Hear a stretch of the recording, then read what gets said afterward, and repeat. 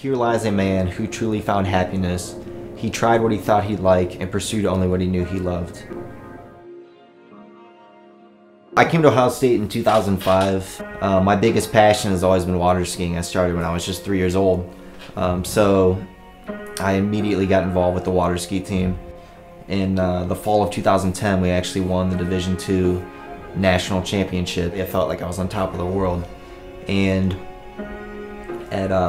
at one point, I just started to party too much. I moved into a really nice place, and that's like when the party started, and that's when I started to smoke marijuana on a daily basis. Went through a phase where I went through a drug binge. So at one point, my brain was just getting so far gone, and decided to come clean and tell my mom exactly what I had done. So I wrote her this really lengthy email telling her all the details of everything that I had done in the past couple months, and the next day she was on her way down to Columbus. Once you go without sleep for 3.5 days, you can go into a psychotic state, and I had gone 6 days without sleep, and I started to get all these different signs that I thought were signs from God. So when I got home, I had this box of things that I thought were signs from God, and I went through and explained each sign one by one to my parents, and they're like, well, what does this all mean? And I told them that, like, I truly believed that I was the second coming of Jesus Christ. So the next morning I woke up in the psych ward, and I had absolutely no idea where I was at, but I looked over at the guy next to me, and I thought that he turned over, and I thought that it was my best friend from school.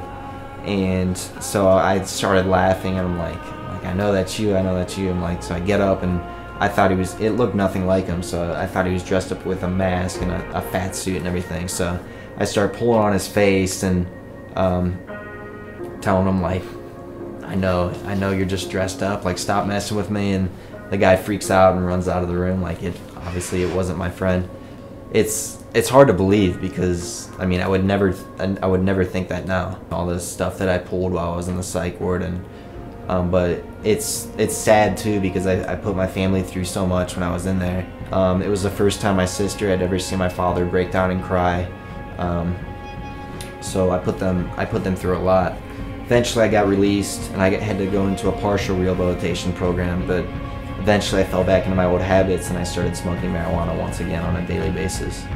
In January of 2011, I went off my medications for 5 days, and on the 5th day the signs started to come back. I finally smoked, and that's when the signs really intensified. Ended up getting on 70 West. I thought that I was on my way to California, and I thought that when I got there I was going to throw a huge party for the second coming of Jesus Christ. So that was me driving there with no wallet, no cell phone, and a quarter tank of gas. The last thing I remember, I looked down at my speedometer, and I was going 120 miles per hour, and I looked in my rearview mirror, and there were police lights back in the distance. And well, I opened my sunroof and put both hands up in the air, and then everything went black. And I later found out that I flipped my car 5 times front over front, so not sideways, but actually front over front, and landed upside down in a field in the snow.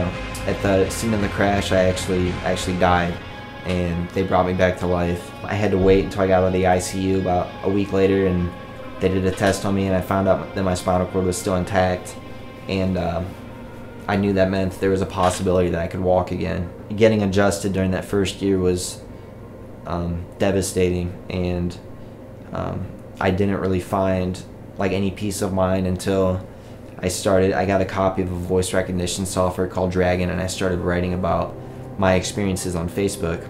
People started messaging me and commenting and saying that I completely changed their perspective on life, and that they wouldn't take the little things in life for granted. And so I was realizing my purpose in life, and realized that purpose was to share my story and to help people.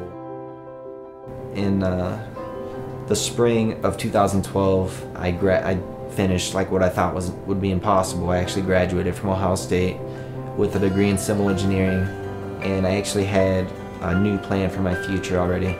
And just living it creative living, I realized that when before I chose my civil engineering degree to build water ski lakes, I now wanted to make this world a better place for people with disabilities. I think that's a result of moving into creative living, finishing my degree, and working on writing a book and getting that finished, and actually having something to look forward to and something to smile about.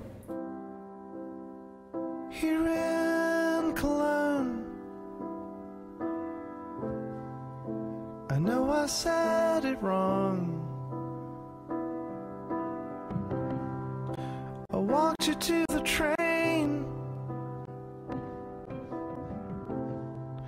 and back across the line.